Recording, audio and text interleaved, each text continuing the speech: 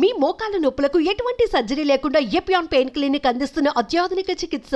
అంటే తర్వాత మీకు ఇచ్చినది కూడా మీకు ఎంతో మీకు బాగా గో సంరక్షణ ఇష్టమైన అంశం. యువత అంటే మీకు చాలా ఇష్టము.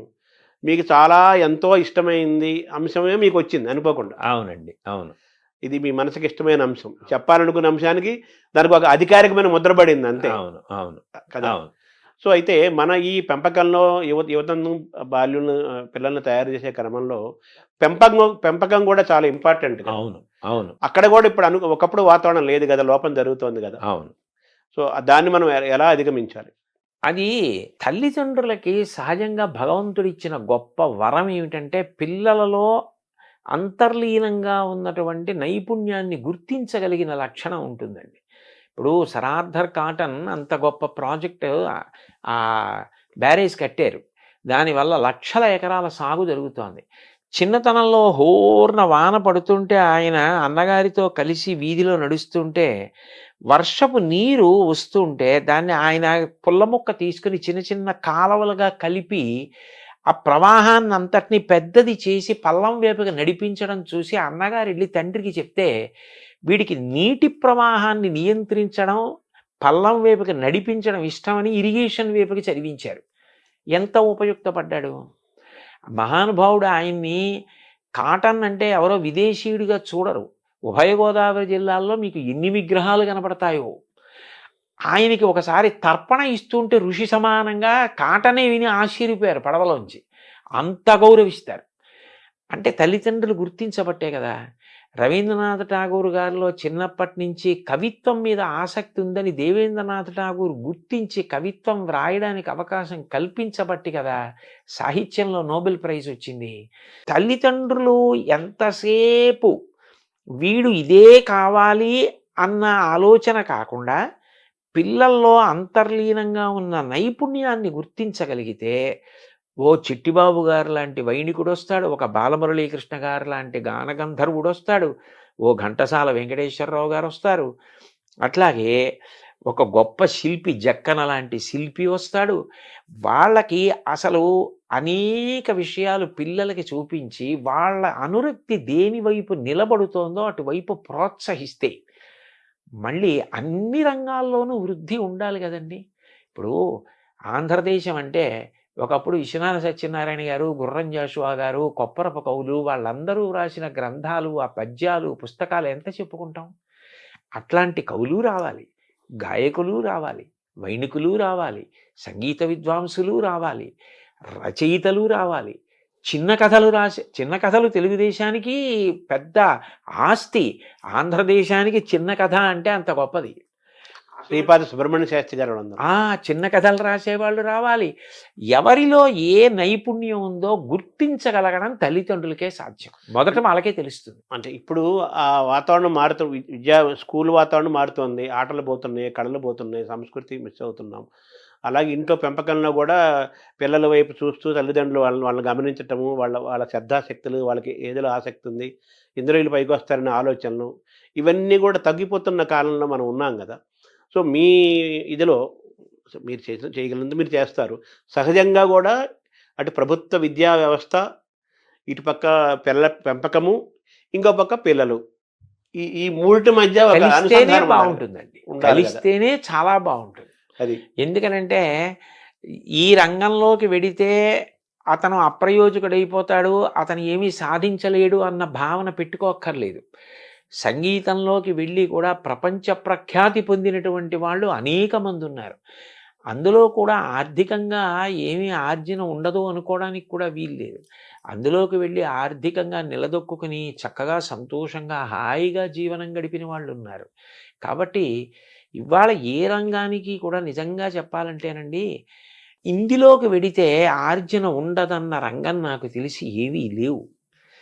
మనిషి బాగా నిలదొక్కుని నైపుణ్యం సంపాదించాలి తప్ప ఒక వైణికుడిగా ఎంత స్థాయికైనా వెళ్ళచ్చు, ఒక గాయకుడిగా ఎంత స్థాయికైనా వెళ్ళచ్చు, ఒక విద్వాంసుడిగా, ఒక కవిగా, ఒక రచయితగా, ఒక వ్యాఖ్యాతగా ఎంత స్థానాన్నైనా పొందవచ్చు. అంటే మనం ఏ రంగాన్ని ఎంచుకున్నా, ఏ పని చేసినా అందులో హైట్స్ చూడాలి, ఎక్సెల్ అవ్వాలి అనే ఒక పట్టుదల ఆ మనిషిలో ఉండాలి. పిల్లల్ని అది వాళ్ళలో ఉందన్నప్పుడు తల్లిదండ్రులు ప్రోత్సహించడం కూడా అవసరం. చాలా ముఖ్యం. చాలా ముఖ్యమండి. స్వామి వివేకానంద అన్నారు కదా, నాకు ఇల్లు ఊడ్చే ఉద్యోగం వస్తే ఎవరు ఊడ్చనంతగా ఇల్లు ఊడుస్తాను అన్నారు. అది కావాలండి. అంత బాగా పిల్లలు ఏది బాగా చేస్తున్నారో వాళ్ళ అనురక్తి ఎటువైపు ఉంది గుర్తించగలిగితే వాళ్ళు అందులో చాలా తేలిగ్గా అల్లుకుంటారు. భగవంతుడు అందరికీ అనేక రకాలైన ప్రజ్ఞ ఇస్తాడు. ఆ ప్రజ్ఞని చంపేయకుండా అది వృద్ధిలోకి వచ్చేటట్టు చేస్తే వాళ్ళు ఏ స్థాయికైనా వెడతారండి. అంటే ఎథిక్స్, వాల్యూస్ దీనికి అడ్వైజర్గా మీరు నియమించబడ్డారు. ఎథిక్స్, వాల్యూస్ పిల్లలకు బోధించడంతో పాటు తల్లిదండ్రులకు కూడా బోధించాల్సిన అవసరం ఉంది కదా, అదేమైనా చేపడతారు? ముఖ్యం ఒక్కడి నుంచి స్టార్ట్ చేయాలంటున్నారు అసలు.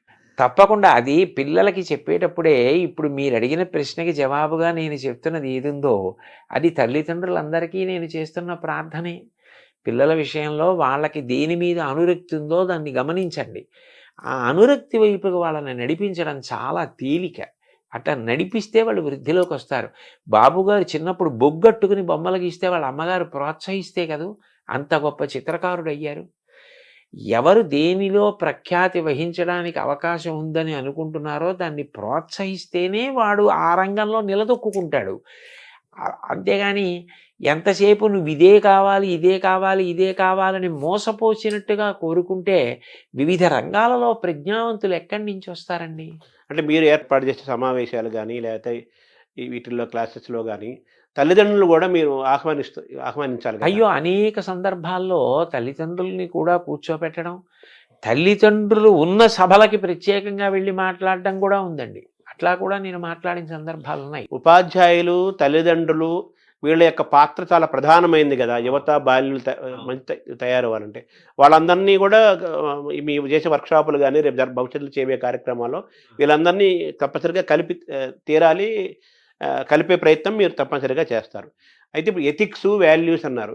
ఈ మాటలు వినడానికి ఇప్పుడు ప్రస్తుత కాలంలో ఇవి చాలా బరువుగాను, పెద్దగాను, సత్య దూరంగాను అనిపిస్తున్న మాటలు కదా. విలువలు ఏమంటున్నారు, ఎథిక్స్ అమ్ము అది అంటున్నారు. ఇది ఛాలెంజ్గా లేదా?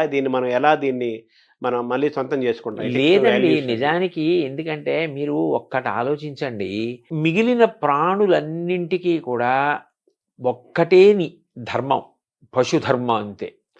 దానికి నీతి పాటించాలి, నియమం పాటించాలి అని చెప్పలేరు. ఒక పెద్ద పులికి ఆకలేస్తే నిండు గర్భిణి అయి అప్పుడే ప్రసవిస్తున్నటువంటి ఒక లేడిని కూడా చెనకి తింటుంది. అది దాని ధర్మం. దానికి అహింస, దయ బోధించలేరు. మంచి గుణములన్నీ ఉండి తీరవలసింది ఎవరికి అంటే మనిషికి. మీరు ఒక్కటి ఆలోచించండి, నీతి అన్నది ఒక్కటి విడిచిపెట్టేస్తే ఎవరికీ భద్రత ఉండదు. ఎందుకనంటే ఏ క్షణాన ఎవరు ఎవరిని కాటేస్తారో, ఎవరు ఎవరిని మోసం చేస్తారో తెలియని పరిస్థితి ఉంటుంది. అభద్రతాభావం అన్నది ఉండిపోయిన నాడు, శాంతి లేని నాడు, ఎవరు ఎంత చదువుకున్నా, ఎవరు ఎంతంత పదవులలో ఉన్నా దాని వలన ఏది ప్రయోజనం? ఏదీ లేదు. తాను ప్రశాంతంగా ఉండవలసింది, అందరినీ ప్రశాంతంగా ఉంచవలసింది మనిషి ఒక్కడే. ఆ మనిషి అన్ని జీవులు ప్రశాంతంగా ఉండేటట్టు చేయడం నీతిని పాటించడం ద్వారానే. అది పాటించడం వల్ల అంత పెద్ద ప్రయోజనం ఉన్నప్పుడు అది బరువు అవ్వవలసిన అవసరం ఏముంది? ఇప్పుడు నా కూతురుంది, నా కూతురు బయటికి వెళ్ళినప్పుడు భద్రంగా ఉంటుందన్న నమ్మకం నాకు కలగాలి. వేరొకరి కూతురు బయటికి వెళ్ళినప్పుడు భద్రంగా ఉంటుందన్న భావన వారికి కలగాలి. అప్పుడు వారి కూతురి విషయంలో నేను మర్యాదగా ప్రవర్తించాలి, నా కూతురి విషయంలో వారు మర్యాదగా ప్రవర్తించాలి. ఎవరు మర్యాదగా ప్రవర్తించకపోయినా శాంతి లేదు.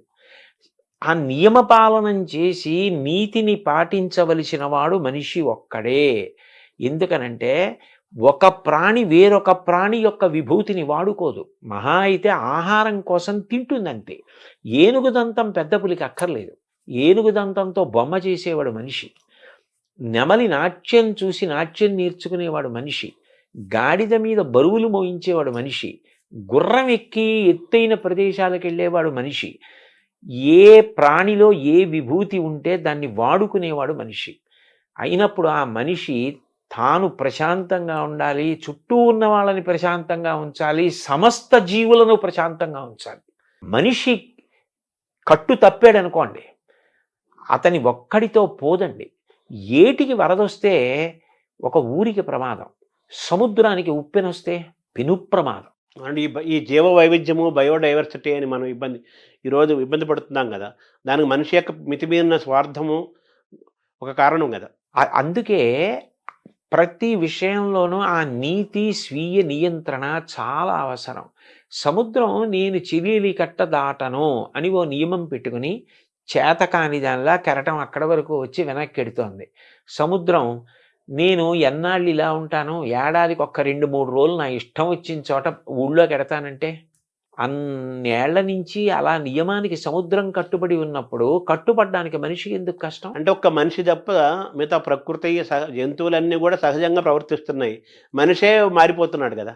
అంత మారిపోవలసిన అవసరం లేదండి. అదే. అయితే అతి తెలివితేటలు కూడా మంచిది కాదు. అదే. కాలం మారుతోంది, మేము మారుతున్నాం అంటూ ఉంటారు. కాలం మారడం అంటే కాలానికి ప్రధానం సూర్యచంద్రులు. సూర్యుడు తూర్పును ఉదయించడం మానేశాడా, పశ్చిమాన్ని అస్తమించడం మానేశాడా? ఋతువులు 6 అలాగే ఏర్పడుతున్నాయి. శీతాకాలంలో చలేస్తోంది, హేమంత ఋతువులో మంచు పడుతోంది. ఎప్పుడు ఎలా ఉంటుందో అలాగే ఉంది. కాలం ఎక్కడ మారింది? కాలం ఏం మారలేదు. మనం మారి కాలం మీద నెట్టేస్తున్నాం. మారింది మనిషి ఒక్కడే మారాడు. కానీ ఆ మారడం మంచిగా మారితే పర్వాలేదు. మంచిని వదిలిపెట్టి మారకూడని రీతిలో మారి దాన్ని కాలం మీదకో ఇతరుల మీదకో నెట్టేస్తే తర్వాత ఆఖరణ ముప్పుని మాత్రం మనిషే మొట్టమొదట భరించవలసి ఉంటుంది. ఇప్పుడు మన కరోనాలు కానీ ప్రకృతి వైపరీత్యాలని అటువంటివి మనిషిలో మనిషి దూరం అవుతున్న కాలంలోకి మనం వచ్చేసాం. ఇప్పుడు ఎథిక్స్, వాల్యూస్ అంటే పిల్లలకి ఈతకు చెప్పాలంటే మామూలు physics, chemistry, mathematics, economics, history ఇవన్నీ ఉన్నాయి. ఇవి మరి మన మన పాఠ్యాంశాల్లో తగ్గిపోతున్నాయి కదా. ఒకటి పెద్ద బాల శిక్ష అవన్నీ ఉండేవి, శతకాలు ఉండేవి. మనం తెలుగు వరకు మనం మాట్లాడుకుంటే, ఆంధ్రప్రదేశ్లో మాట్లాడుకుంటే అవి కూడా విద్యా విధానంలో సిలబస్లో తీసుకురావాల్సిన అవసరం కూడా ఉంది కదా.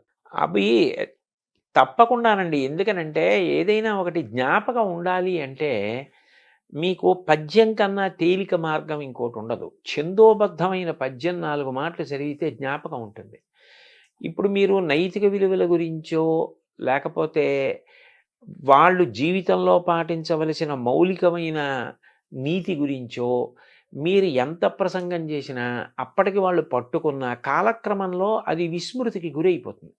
ఒక పద్యం అనుకోండి, వాళ్ళకి ధారణలో ఉంటే వాళ్ళు ఎప్పుడు ఏ సందర్భాన్ని ఎదుర్కోవలసి వచ్చినప్పుడు పద్యం స్ఫురణకొస్తుంది. పద్యం స్ఫురణకొస్తే అందులో ప్రతిపాదింపబడిన విషయం గుర్తొచ్చి వాడు ఏది చెయ్యాలో ఏది చేయకూడదో నిర్ణయించుకుంటాడు. అందుకని అటువంటి పద్యాల సమాహారంగా కొంత పాఠ్యాంశంగా ఒక పాఠ్య ప్రణాళిక ఉండి తద్వారా ఈ నైతిక విలువలు పిల్లలు నేర్చుకోవడం అన్నదానికి అవకాశం కలిగితే బాగా స్పష్టత ఉంటుంది. పిల్లలు కూడా బాగా పట్టుకోగలుగుతారండి, వాళ్ళు ఊంచుకోగలుగుతారు, తెలుసుకోగలుగుతారు. అంటే ఇటువంటి విద్యా విధానం రావాల్సిన అవసరం ఉంది కదా, దాన్ని దూరం అవుతున్నాం కదా ప్రస్తుతం ఉన్న వాతావరణం. అది దిద్దుకోవడమేనండి. అదే దాన్ని దిద్దుకుని ఏది చేస్తే పిల్లలకి మంచి జరుగుతుందో అది చేస్తే సరిపోతుంది.